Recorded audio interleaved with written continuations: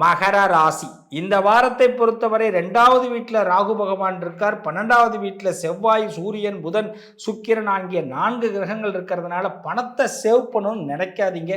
டைமை சேவ் பண்ணணும்னு நினைக்காதீங்க. ஒரு இடத்துக்கு போனீங்கன்னா 10 நிமிஷம் அதிகமாக தான் போகும். அதே மாதிரி பணத்தை 10 ரூபாய் அதிகமாகவே எடுத்துன்னு போங்க.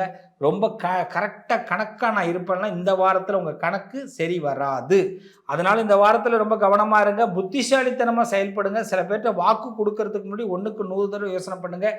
கேட்காத மாதிரியே இருங்க நிறையா நேரத்தில். அதான் நல்லது. கேட்டுட்டிங்கன்னா ரிப்ளை பண்ணணும். சில பேர் வாட்ஸ்அப்பில் மெசேஜ் போட்டால் கூட அதை பார்க்காத மாதிரியே வச்சுக்கிங்க.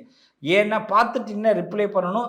ஆக ரிப்ளை பண்ண வேண்டிய நேரம் ரிப்ளை பண்ணும்போது பார்த்து ரிப்ளை பண்ணணும்னா அது உங்களுக்கு பிரச்சனையாக போகக்கூடிய வாய்ப்பு இருக்குது. ஸோ சாதுரியமாக செயல்படுங்க. என்ன காரணம்? பணத்தையும் டைமையும் மேனேஜ் பண்ணுறது ரொம்ப கஷ்டம். அது இந்த வாரம் நீங்கள் நடத்தணும். கல்வி சம்மந்தப்பட்ட பிரச்சனைகள்லாம் உங்களுக்கு கிளியர் ஆகும். ஜனவரி 11க்குள்ளே கொஞ்சம் கவனமாக இருப்பது மகரத்திற்கு சிறப்பை உண்டாக்கும். முருகபெருமான் வழிபாடு சிறப்பு தரும்.